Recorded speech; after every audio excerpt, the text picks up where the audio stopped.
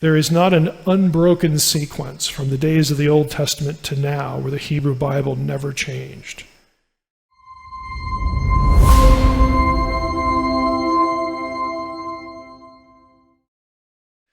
So by way of summary, the three medieval text traditions, again, the oldest was 1008 AD.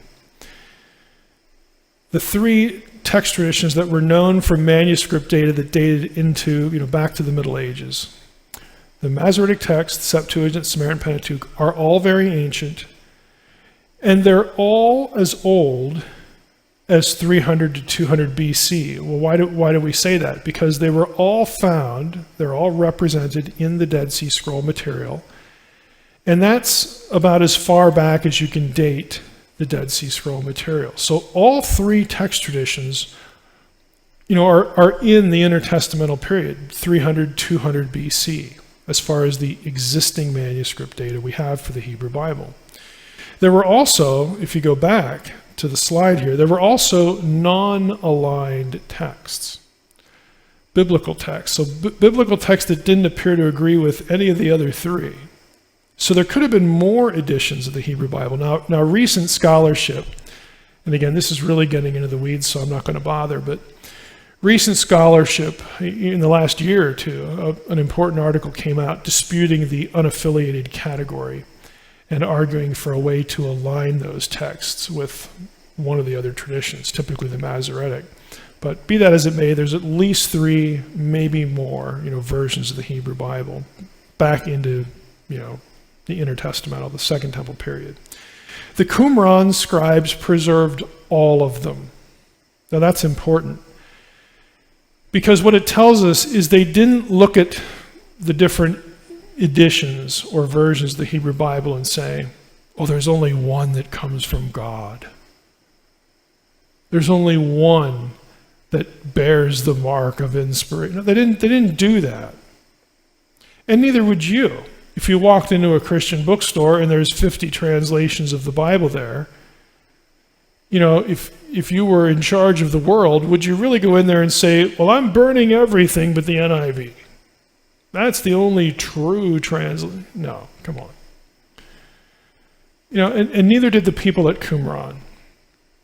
They preserved all of them.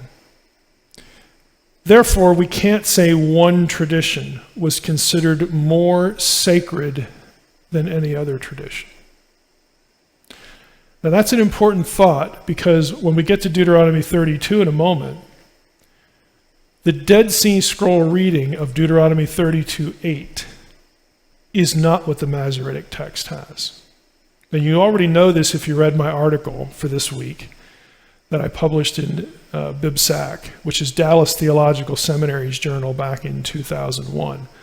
Again, if this is new information to you, Dallas Theological Seminary is not a liberal institution, okay? It's a very conservative evangelical institution. This is their journal. I published this article back in 2001 about Deuteronomy 32:8.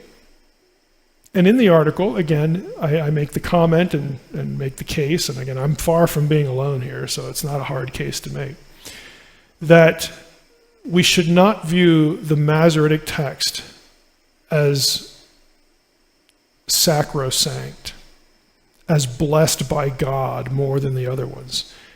Ancient Judaism did not see things that way, and neither should we.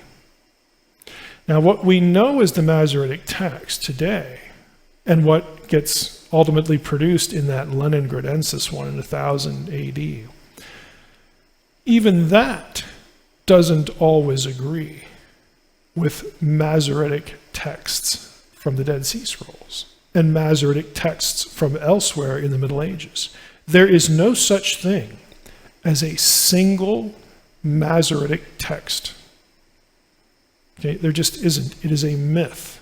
There is not an unbroken sequence from the days of the Old Testament to now where the Hebrew Bible never changed. No tradition is identical and uniform in all of its manuscripts that could get put in that bucket, that tradition bucket. Masoretic text, whatever underlies the Septuagint and then the Samaritan Pentateuch, there is no such thing. And we know that for sure because people have collected all that stuff and compared them, all the manuscripts. So it's a demonstrable fact.